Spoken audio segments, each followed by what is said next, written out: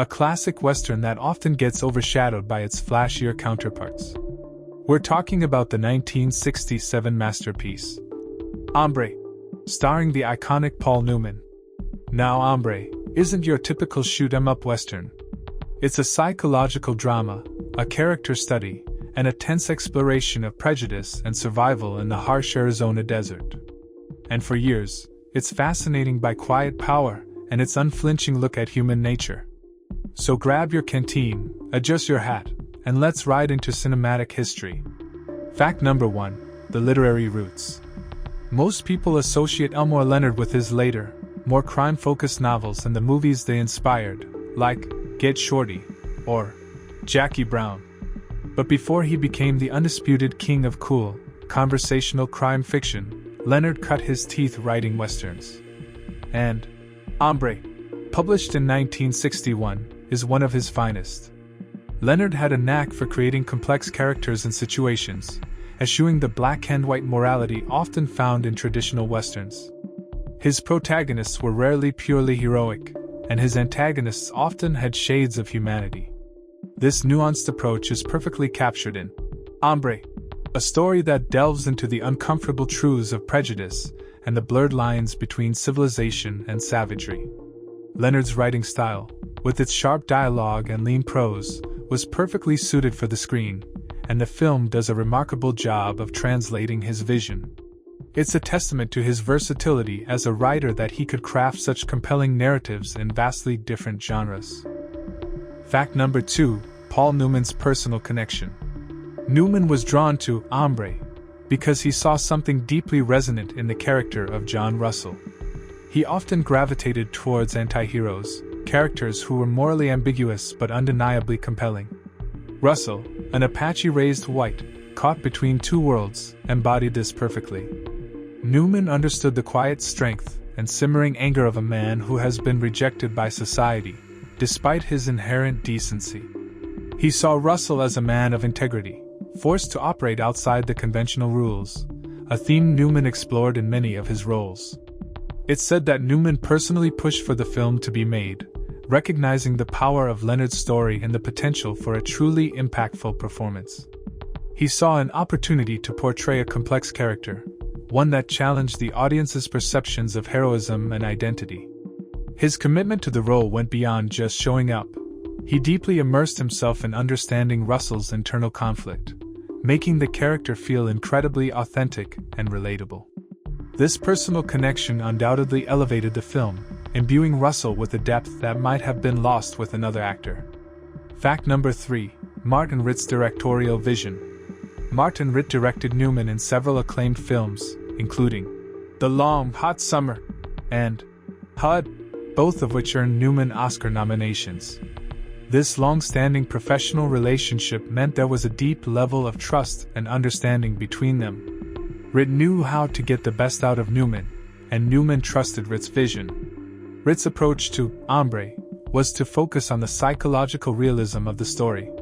He wasn't interested in romanticizing the West. He wanted to show its brutal realities and the prejudices that existed within it.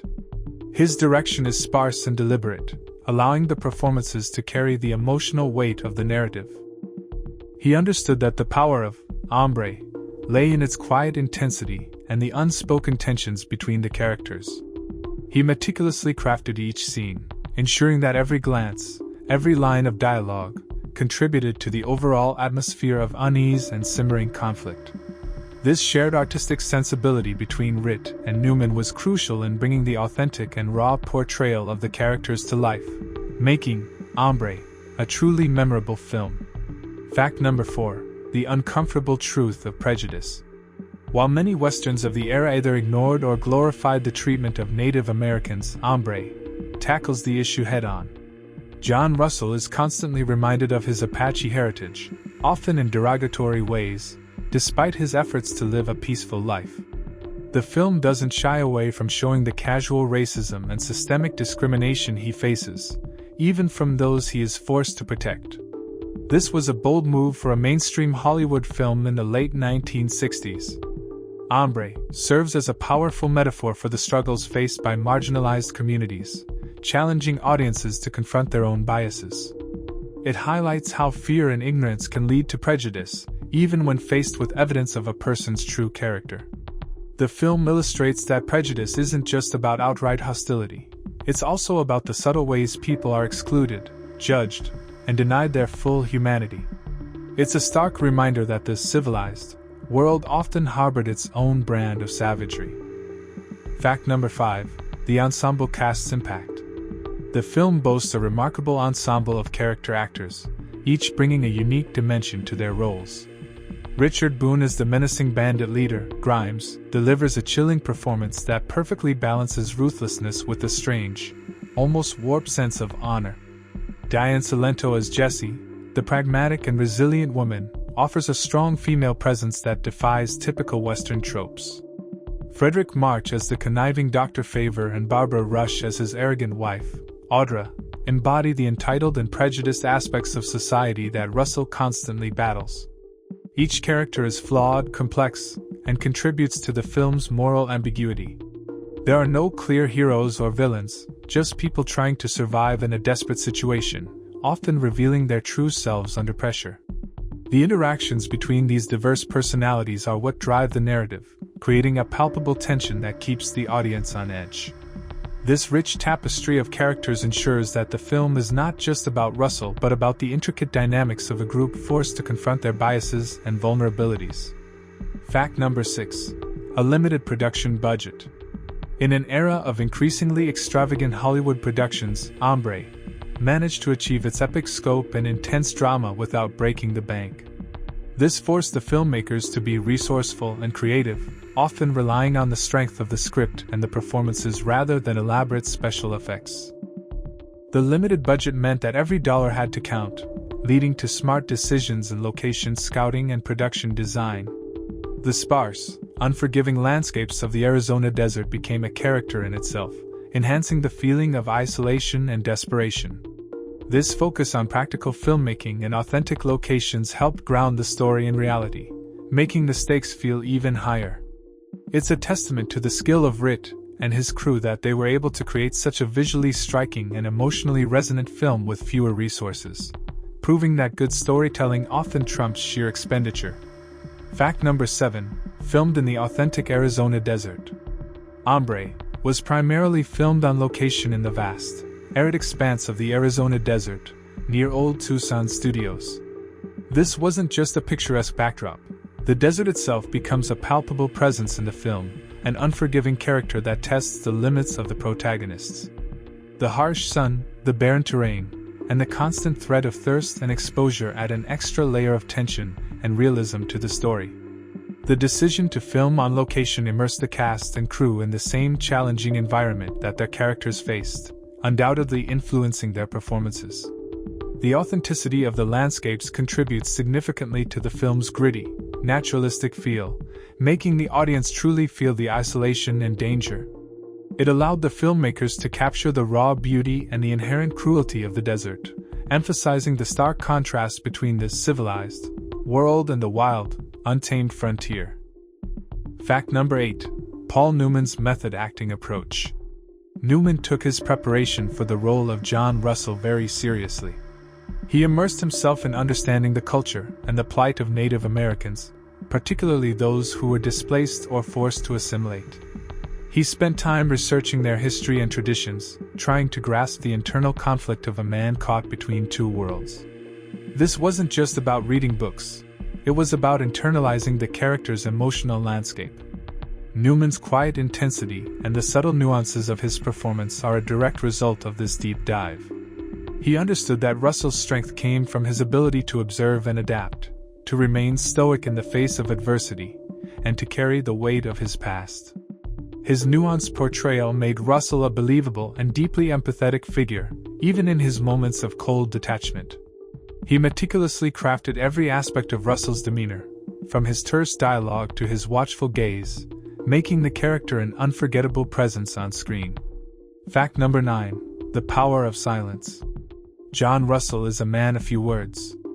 His observations, his judgments, and his intentions are often conveyed through his piercing gaze, his measured movements, and the sheer force of his presence. The film allows for long stretches of silence, punctuated only by the sounds of the desert or the tense creaking of a wagon. This deliberate use of silence amplifies the tension and allows the audience to project their own anxieties onto the characters. It emphasizes Russell's stoicism and his outsider status, highlighting his isolation even when surrounded by others.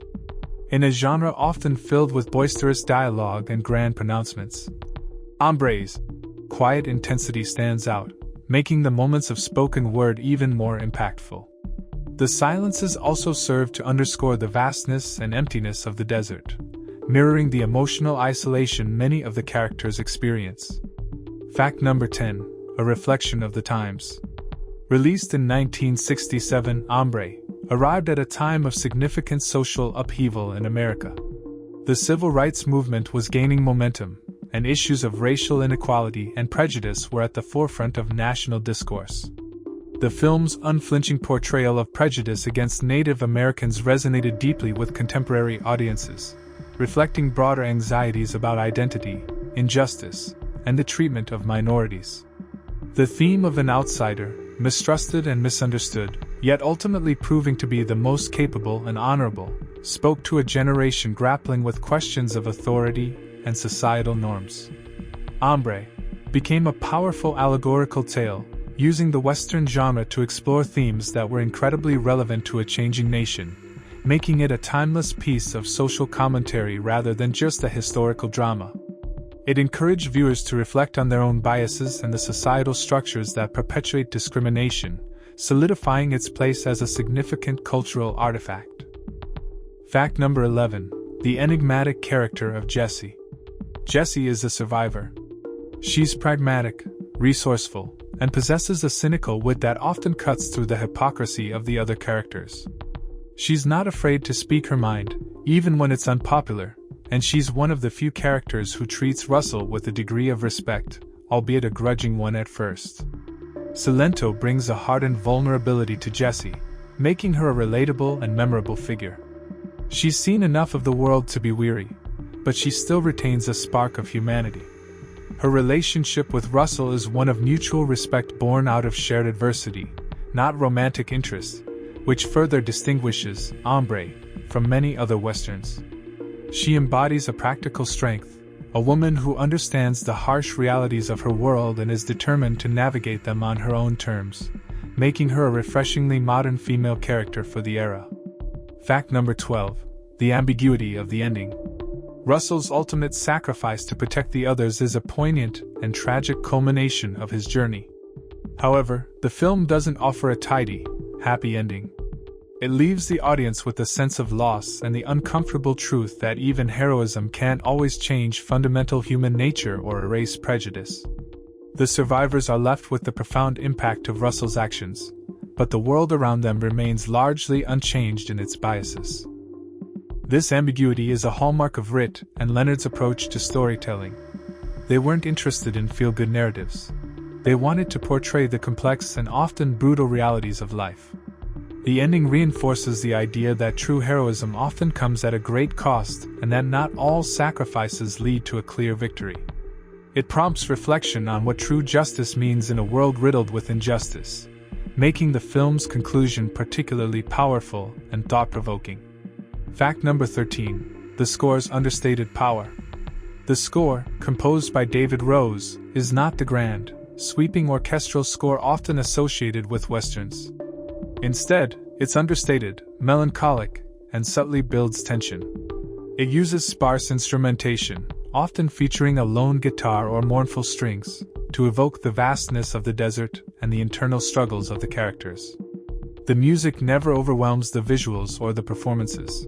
Instead, it complements them, enhancing the feeling of isolation, desperation, and the ever-present threat of danger. It's a score that understands the power of subtlety, allowing the silence and the natural sounds of the desert to carry much of the emotional weight. This minimalist approach to the soundtrack mirrors the film's overall tone, creating a cohesive and immersive experience that draws the audience deeper into Russell's world. Fact number 14, a tense production environment.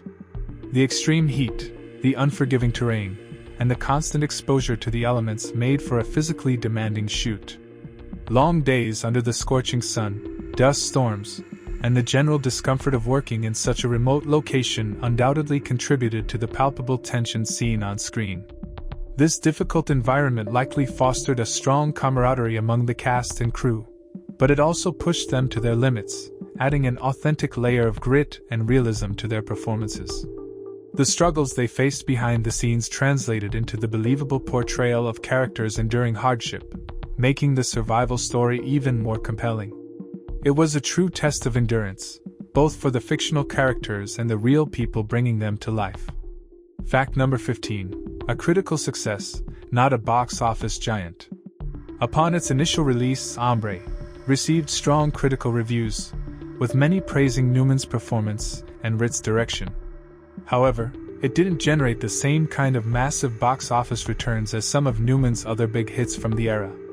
Perhaps its darker themes and ambiguous ending made it a harder sell for audiences accustomed to more traditional, heroic westerns.